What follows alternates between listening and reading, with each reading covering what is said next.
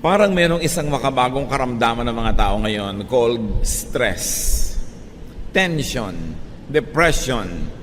At sa pagsisikap na ito'y sagutin, ang lagi naman ngayong madidinig mo, detoxification. Sikat na sikat ng mga spa, wellness, clinics, therapy, even psychiatry. At alam natin, sabi ng Panginoong Jesus, "Come to me all of you who are tired and heavy laden, and I'll give you rest." Restfulness is very high religion. Why? Because it is the ultimate purpose of Jesus for us that we find rest. Ginhawa, pahinga, ang isa sa mga pinakamatatayog na pangarap ng mga tao to find comfort and rest. At ang ating pag-aaral ngayon, pinamagatan natin how to really relax. Paano nga ba talaga magpahinga? Thank you, Lord, that we can relax and find rest in you. Teach us your will so that we may not needlessly suffer too much fatigue or being tired or being stressed. Let your peaceful spirit rest in us. Forgive us our sins, O God. Cleanse us from all our iniquities. Straighten up our lives. Hold us by the hand. Lead us, guide us, give us rest. In the name of Jesus, your Son, our friend, our Savior, we pray. Our main reading will be coming from Psalm 32, 1 to 11, all from the Contemporary English Version, unless otherwise stated. Pahinga. Paano nga ba nagpapahinga at bakit nga ba napapagod ang tao? Psalm 32, 3 to 4. Before I confessed my sins, my bones felt limp, and I groaned all day long. Night and day your hand weighed heavily on me, and my strength was gone as in the summer heat. Ito ang sinasabi nitong nagsasalita at nagdarasal sa Diyos. Sabi niya, bago ako nagtapat ng aking mga kasalanan, bago ako humingi ng tawad, ang mga buto ko ay mga masasakit at nangangalos, nangihina, at wala akong ginawa kundi dumaying maghapon.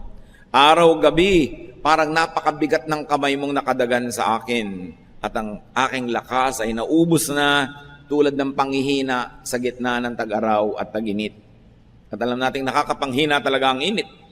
Kaya itong sobrang init na to, lalo sa isang disyerto tulad ng Israel, ay lalong-lalong damang-dama. Pero ang lahat ng panghihina na yon ay sinabi niya, naramdaman at totoo, bago siya nagtapat sa Diyos.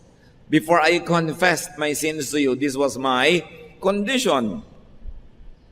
So we can see here that sins, spiritual remissions affect stress and poison the body. Doon pa lang nakita natin agad kung paano lulutasin ang problema. Sapagkat yung kasalanan na hindi na ikukumpisal, hindi na ihihingi ng tawad at naipagtatapat sa Diyos, ay nakalalason, nakapagpapahina, nakapagbibigay ng sakit sa katawan. Bakit? Paano? Because doing wrong and guilt affects the brain. The mind. Pag meron tayong konsyensyang umuusig sa atin, nahahati ang ating loob, nahahati tayo sa mali at sa tama, sa dapat at hindi dapat. Kaya, ang sarili mo mismo ang nahahati. The mind is divided, values are offended when we do wrong. Kaya nakikita nyo yung mga talagang gumagawa ng mga mali, kuminsan nakikita na sa mukha. Yung mga talagang mga mamamatay tao, kapupulan ng mga mata, ang iilap ng mga mata, hindi mga tahimik, parang mga pagod. Nakikita sa body language. Because when we sin and not confess, we offend our very spirit. Aside from the Spirit of God, we offend our own spirit. Because we were created in God's image. Dahil tayo nilikhang kawangis ng Diyos, tuwing nilalapastangan natin ng Diyos, ay nilalapastangan din natin ang ating sarili. Dahil tayo'y imahin ng Diyos. At pag nilapastangan natin ating sarili, gumawa tayo ng bagay na nilalabanan ng sarili nating budhi, confusion, disorientation, and stress follow.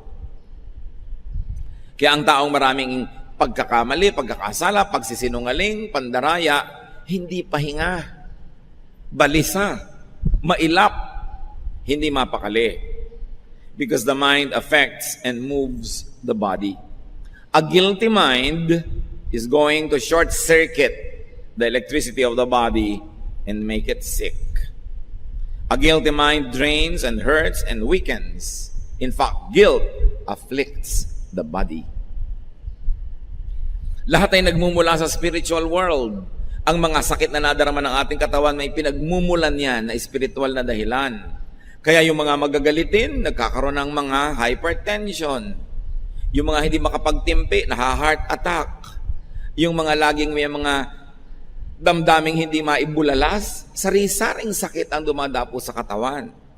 Yung mga laging magagalitin, nandaraya, nagigilty, nagkakaroon ng sari-saring karamdaman. Psalm 32, verse 5. So, I confessed my sins and told them all to you. I said, I'll tell the Lord each one of my sins. Then you forgave me and took away my guilt.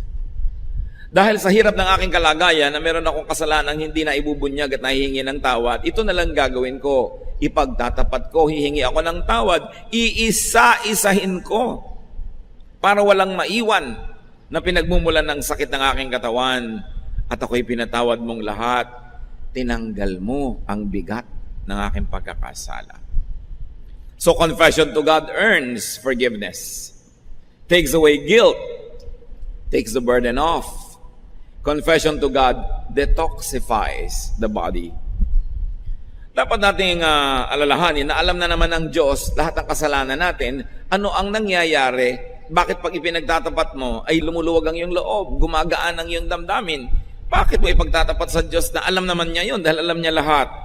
Kasi pag ipinagtatapat natin sa Diyos, ay inaamin natin kasalanan.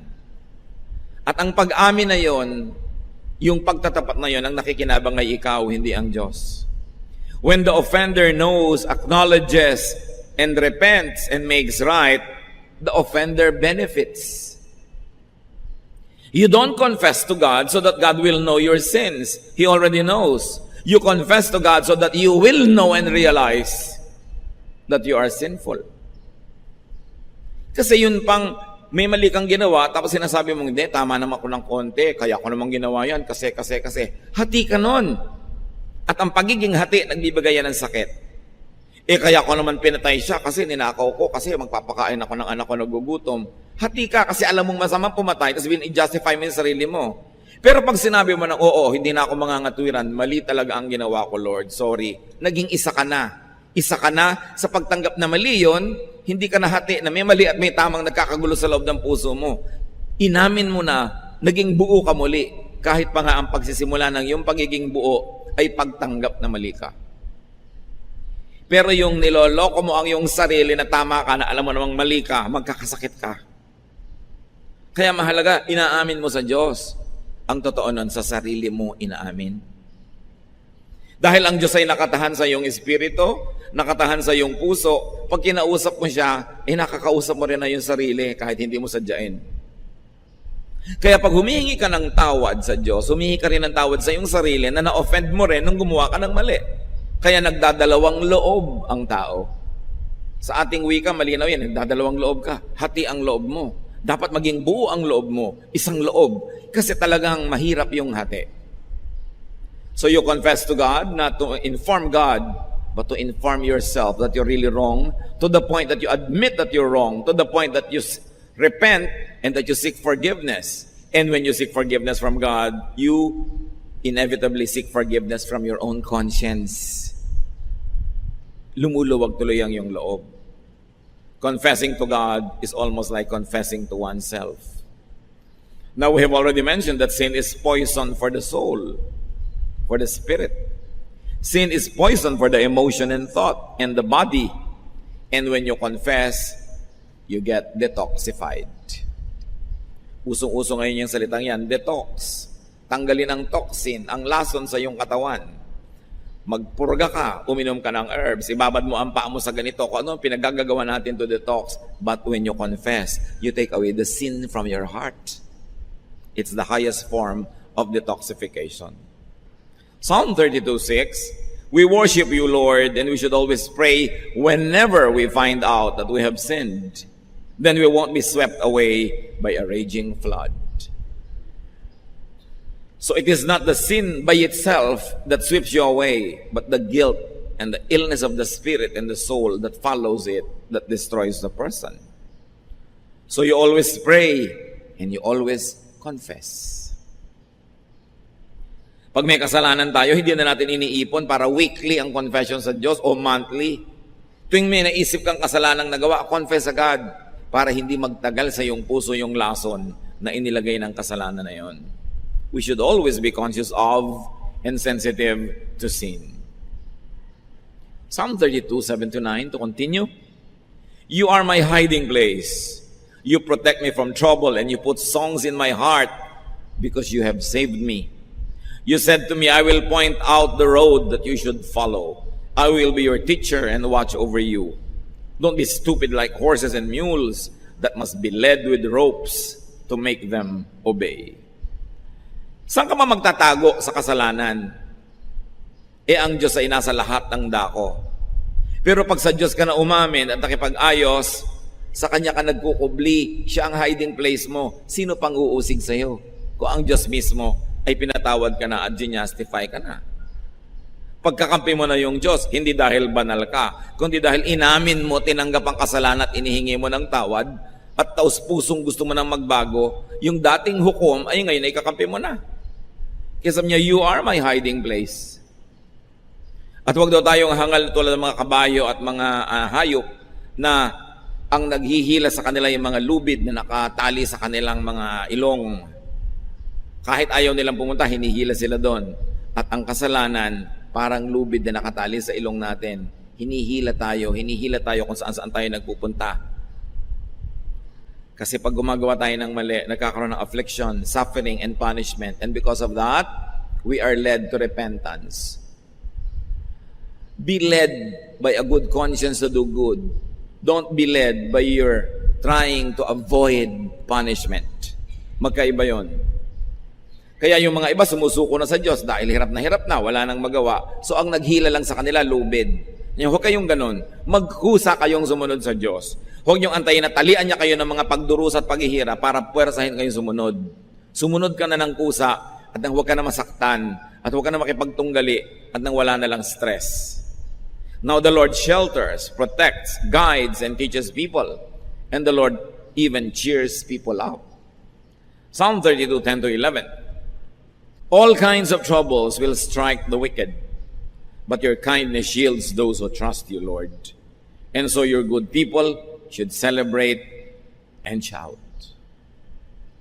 Yung wickedness ditong sinasabi is doing wrong and not confessing to God. Not just doing wrong and not repenting. Doing wrong and not seeking forgiveness and restoration. Kaya ngayon, dagan-dagan sa buhay mo ang buong bigat ng langit. Kasi nagkakasala ka na nga, alam mo, hindi mo pa tinatanggap at inihihingi ng tawad. At sabi ng Psalm 32, 1-2, which should have been the beginning, but it was the conclusion. Kaya minabuti kong basahin sa dulo, Our God, you bless everyone whose sins you forgive and wipe away. You bless them by saying, You told me your sins without trying to hide them, and now I forgive you. Pinagpapala nyo po yung hindi na nagkakaila, nagkukubli, nagpapalusot. Pinagpapala nyo ang mga taong kusang naghahayag ng kasalanan, umaamin, tumatanggap, humihingi ng kapatawaran. Yan ang challenge sa atin ngayon. Paano nga ba mapapahinga? Ang tao naman makasalanan. Diyos lang ang mabuti. Sa Mark 10:18, Jesus replied, Why do you call me good? Only God is good. At sabi ng Romans 3:23, all of us have sinned and fall short of the glory of God. So all people sin, lahat ng tao ay nagkakasala. Wala namang hindi nagkakaroon ng kasalanan. Paano ka mapapahinga nun? We sin, we miss the mark. We fall short of God's standards. And our sins poison our hearts and minds and bodies. Magtataka ka, bakit sobra ang reklamo ng generation na to ngayon sa stress? Pati buhok nga na-stress na kung makikinig ka sa mga commercial ng shampoo. Stress ba ang buhok mo? Today's generation is more stressed, disoriented, depressed, sad, and more insane. Not because we work more, not because we sin more. Mas mahirap ang buhay noon kaysa ngayon. Mas madali ngayon. Noon, lahat manual. Ang dami na ngayon na mechanized, automatic. So we don't work more. We don't sin more. Wala namang bagong kasalanan na naimbento mula pa noong unang panahon. Pare-pareho lang lahat ng henerasyon. But why are we more stressed? Not because we work more and sin more, but because we confess less. Yun ang pinagkaiba. Bihira na ngayong tao ang umaamin ng kasalanan. Puro palusot. Bihira na ngayong corrupt government official ang umaamin. Kutakot-takot na palusot kahit huling na. Diba? Bihira na ngayong mga nagkakasala sa kanilang asawa ang umaamin. Sari-sari ang dahilan. Wala na ngayon nagtatawag ng kasalanan sa kasalanan. Iba-iba na ang pangalan. Wala nang umaamin. Kaya mas maraming stress. There is so much less recognition and admission and confession of sin. So it's like taking poison but not really thinking about it, therefore not flushing it out. Mabuti pa nung araw ang tao pag nagkakasala, conscious, humihingi ng tawad. Ngayon kasi binulag na natin ating mga sarili sa kulay at hugis ng kasalanan. Kaya ginagawa mo na, hindi mo naman nire-recognize, nalalason mo na yung sarili nang hindi mo na mamalayan. Kaya mas maraming stress ngayon. Therefore, we need more and more therapies. Hence, we need all the spas and getaways and diversions and entertainments. We need our fixes. And we need more and more psychiatry and witchcraft just to find peace of mind. Just to find rest. Sari-saring ginagawang diversyon ng mga tao ngayon para aliwin, libangin, linlangin ang sarili. Kasi ayaw harapin ang totoo na kaya siya nagkakaganyan-ganyan sa dami ng mga kasalanan niya. Psalm 51:3, I know about my sins and I cannot forget my terrible guilt. Ayun, inaamin. Dahil sabi sa 1 John 1:9, if we confess our sins to God, He can always be trusted to forgive us and take away our sins. Pag tayo'y nagtapat, humingi ng tawad sa Diyos, mapagkakatiwalaan siya, hindi niya tayo itsichismis. Hindi niya tayo tatraidoren. Nagtapat ka, ang ibibigay niya sa iyo kapatawaran at aalisin niya ang bigat ng kasalanan. So what prevents us from confessing? When you don't confess, you don't admit, but deep inside you, your conscience knows you're wrong, you are sick and divided. So it's important that we all be conscious of sin. Label sin correctly. Call it by its name. Now, how do you really relax? Kasi na pinag-uusapan natin, masama ba mag-relax? Kamunduhan ba na mag-relax? No. As I have said, relaxation is high religion. Dahil sabi ni Lord, come to me all of you who are tired and heavy laden, and I'll give you rest. So the ultimate purpose of God for saving us, for teaching us and guiding us, is that so that we can relax. Especially, hindi lang relaxation ng paa o ng katawan o ng tuhod, ng spirito, ng puso, ng isip. Relaxation of the spirit, of the mind, of the soul. That is important. How do you do that?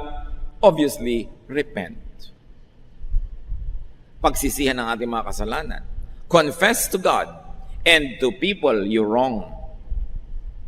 Kailangan nagtatapat.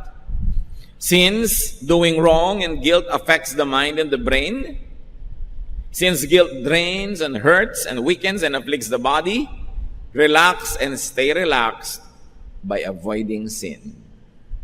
More important than confession, prevention. Avoid sin. Sabi nga nila, an ounce of prevention is better than a pound of cure. Isang napakatanda ng kasabihan. Kesa ang dami-dami mong ikapagtatapat, di huwag ka nalang gumawa ng kailangan ipagtapat. Maximize restfulness by minimizing sin. Huwag na tayong lumayo sa mga pamilya. Mag-asawa, minimizing committing sin against each other, and you will actually maximize restfulness in each other's presence. Ganyan din sa pamilya, ganyan din sa office. Minimizing criticisms against each other will maximize the peaceful climate that you will all enjoy. Pag kinontian mo at pinaliit ang kasalanan, pinapalaki mo ang kapahingahan. Kaya napakarami nating mga kaguluhan sa buhay dahil sa kasalanan natin sa isa't isa. May mga bahay na halos ayaw mo na umuwi dahil parang impyerno. Dahil ang mga tao doon wala nang inatupag kundi gumawa ng kasalanan laban sa isa't isa. Uubusin mo ang ulam ni ganon, papagalitan mo si ganon, isusuot mo yung sapatos sa kapatid mo, igagamitin niya pala, galit na galit sa'yo, hindi ka ngayon makauwi-uwi, maya-maya, nagkakataksil ka sa sarili mong asawa, nagkakagulo kayo, kaya ang gulo ng bahay. Kasi ang lahat ng mga tao, ang uwi-uwi nila doon, kasalanan against each other. Paano mo gustong uwiin ang isang bahay na punong-puno ng kasalanan? Paano mo gustuhin maligo sa isang swimming pool na puro laso ng nakalagay? But we poison our homes. We poison our workplaces through insubordination, by stealing from the company, by exploiting the workers, and by needlessly torturing your co-workers with bad behavior. But why will you poison your own work environment? Kaya ang daming sakit ng tao. A clean heart is the best spa. Kahit magbabad ka at magtira sa spa, pag inuusig ka ng iyong budhi, nginangat-ngat ka ng iyong konsyensya, walang pahipahingang mangyayari sa iyo. Hindi rin natatakpan ng makapal na makeup yung nag-aalalang puso, nakikita sa mukha. Kaya ang unahin nating linisin, i-detox ang puso. Ang unahin nating i-exfoliate ang puso. Yun ang unahing tanggalan ng mga dumi. Sapagkat pag malinis ang kalooban, it will radiate throughout. Righteousness is the best therapy. Pag matuwid ka, tumagawa ka ng tama, kahit minsan parang nalalamangan ka, nagbibigay ka na lang, nagpapasensya, pero tahimik ang loob mo. Huwag kang maghahangad na makalamang pero inuusig ka ng budhi. Kasi yung budhi kasama mo kahit saan ka magpunta. Bakit mo aawayin yung kasama mo lagi? Tulad ng mga iba, inaaway asawa, kapatid, kapitbahay. Yung kasama lagi ang aawayin, edi ang buhay mo magulo. Paano ka nakikipag-away ka sa budhi mo? When you quarrel and wage war against your own conscience, you will never have peace because your conscience will have to be with you wherever you go. Whether you like it or not, it is your conscience that will die and live with you wherever, whenever. A God-led life is the way to true relaxation. No amount of therapy could replace old-fashioned confession. A talk with a psychiatrist is good. A talk with a counselor is good. But do you know that it's only a cheap imitation of confession to God? The less you confess, the more you have to talk to a counselor. The more you have to talk to a therapist. Although nakakatulong yun at hindi ko minamasama yun, pero nyo kakalimutan yung best therapy. Makipagniig sa Diyos, magtapat, humingi ng tawad. Psalm 23, You, Lord, are my shepherd. I will never be in need. You let me rest in fields of green grass. You lead me to streams of peaceful water, and you refresh my life. Anong sinabi ng spa? Ikaw, Lord, ang aking spa. Libre pa. Ano? You, Lord, cannot be replaced by massage or a vacation. Although hindi masama yung massage o vacation o spa. Pero kung yun lang ang ginagawa mo para takpan yung tunay na kulang, kahit mangisay ka ng kakaspa, hindi ka mapapahinga. Kailangan makipag-ayos ka sa Diyos para tahimik ang iyong buhay. Psalm 32:5, So I confess my sins and told them all to you. I said, I'll tell the Lord each one of my sins. Then you forgave me and took away my guilt.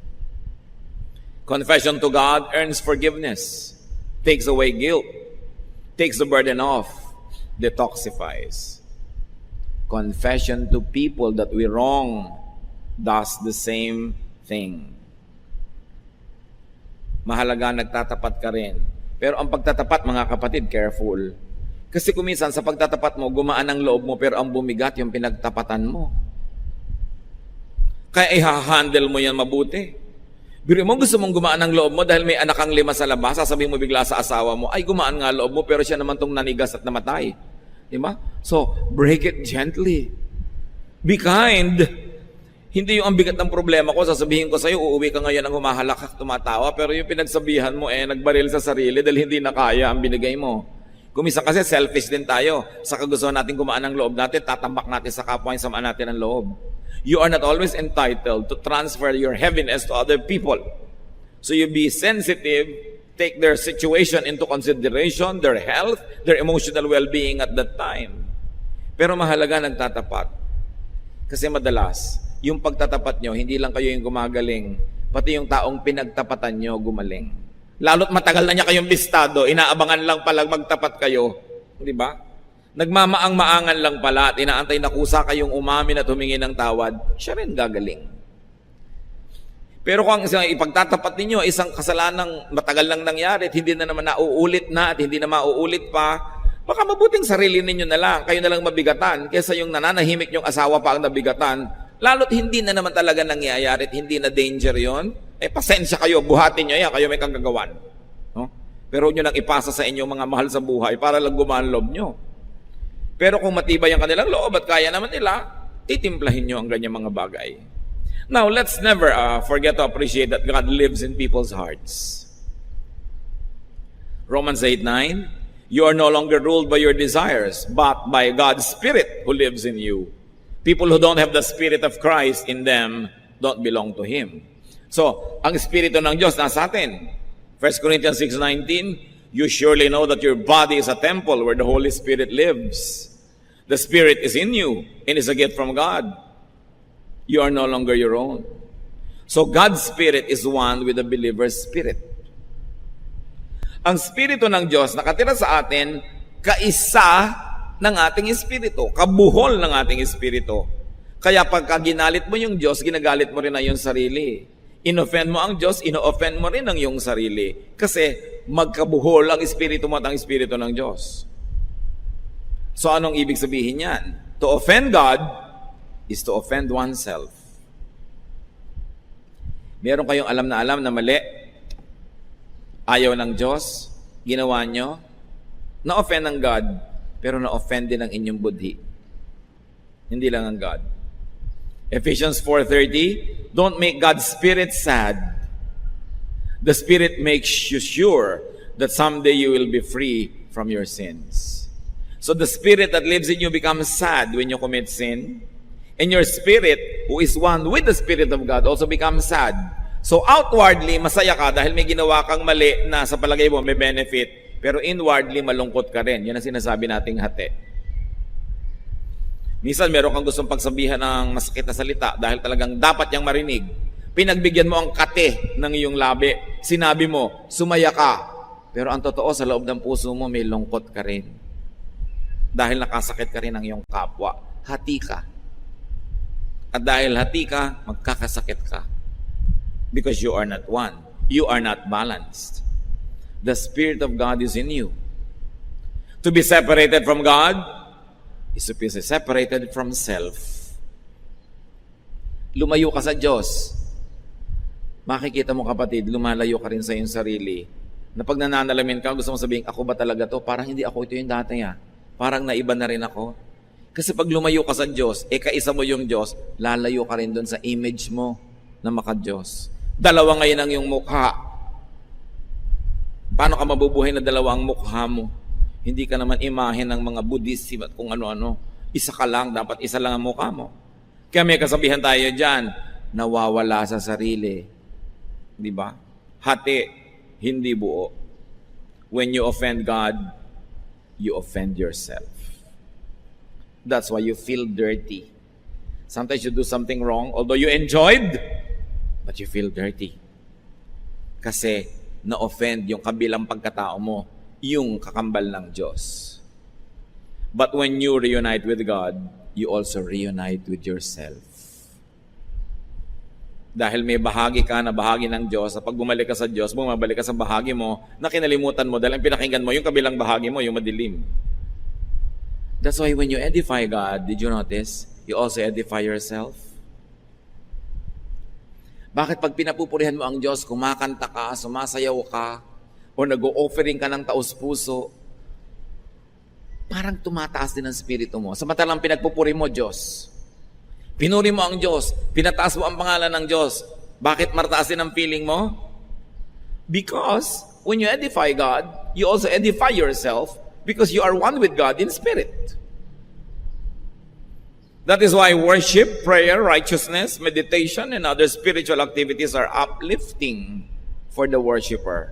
Magtataka ka, darating ka dito para ampun Diyos ang itaas at papurihan, pero paglabas mo, ikaw ang naglalakad sa alapaap, ikaw yung sumaya. Kasi pag pinasaya mo ang Diyos, dahil kakabal siya ng espiritu mo, sasaya ka rin. At pag pinalungkot mo siya, may bahagi ka rin nalulungkot. Ang lahat ng ginagawa mo sa Diyos, ginagawa mo lang sa iyong sarili. Dahil ikaw ang image ng Diyos. When you let God down, you let yourself down. So when you confess to God, you also confess to yourself.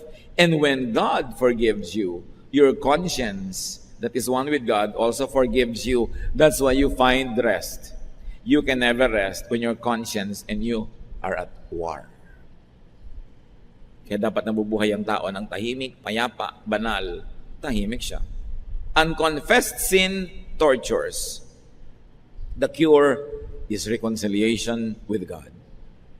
To be reconciled to God is to be reconciled to oneself. That's why to confess to God is also to confess to and admit to oneself one's mistakes. To confess to God is also to make right with oneself. The confession, the admission, and the forgiveness restores oneness within. Oneness with God and with self equals wholeness. Resolution of a conflict. Rest from being tired. It means relaxation. How to be peaceful, rested and relaxed? Confess. Repent. Make right with God. Better not to have anything to confess because you didn't do anything wrong. Why is confession important? Why does it give rest and peace? Because confession is submission, surrender to God. Non-confession is fighting with God.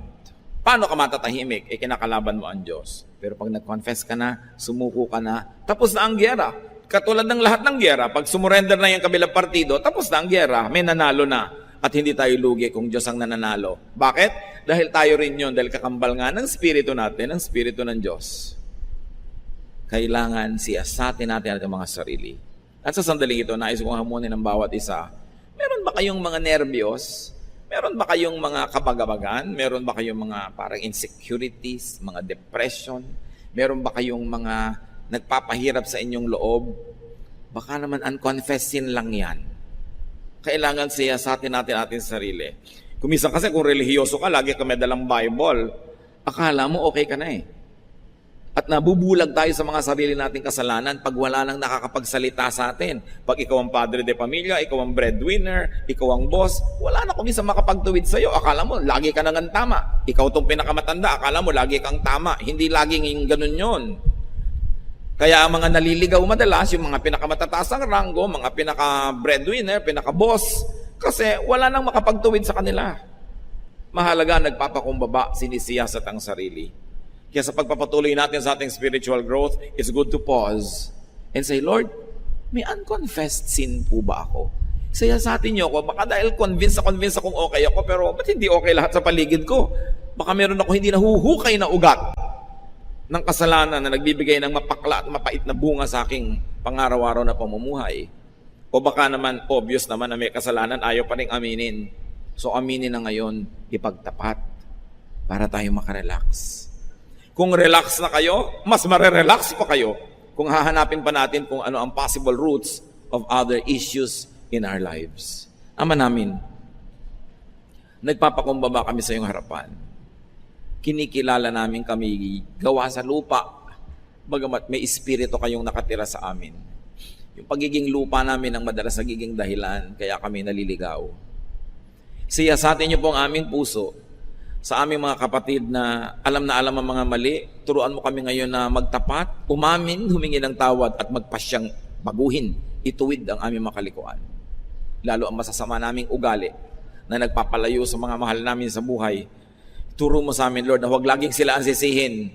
Maaaring kami naman talaga ang dapat sisihin. Teach us to look at our lives from a fresh perspective. Hindi yung puro self-justification, kundi unawain namin ang aming totoong pagkatao at kilalanin namin ang aming mga kababaan para maitaas at maituwid nyo kami. Ipakita nyo sa amin, Panginoon, ang dapat namin gawin. At sa aming mga kapatid, Lord, na namanhid na, hindi na nahahalata na may mali sila. Turuan mo kami. Refresh us. Re-strengthen our convictions and our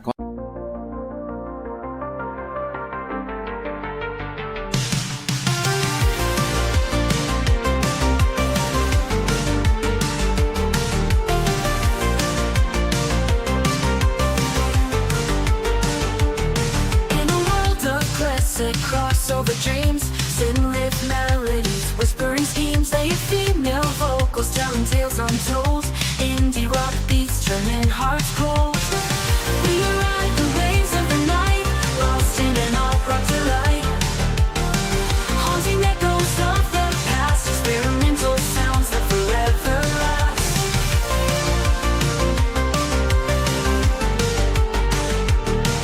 Melodic synths painting the sky in shades of pink and neon high. An indie rock heartbeat pounding true in a realm where the stars feel so new. We ride the waves of the night, lost in an alt-rock delight, haunting echoes of the past, experimental sounds that forever last.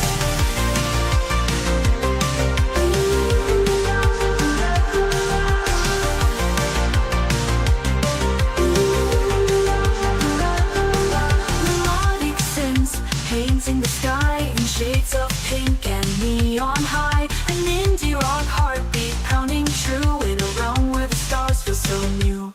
We ride the waves of the night, lost in an alt-rock delight, haunting echoes of the past, experimental sounds that forever last. Melodic synths painting the sky in shades of pink and neon high. An indie rock heartbeat pounding true in a realm where the stars feel so new. In the darkness we find the light, guided by the music taking flight. A fusion of genres in perfect blend, this electronic journey will never end.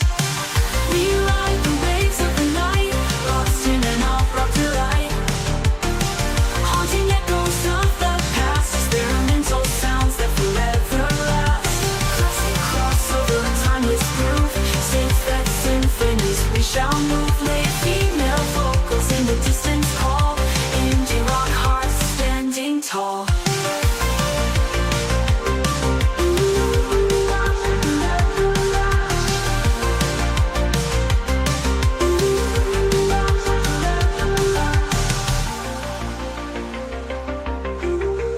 Darkness we find the light. Darkness we find the light.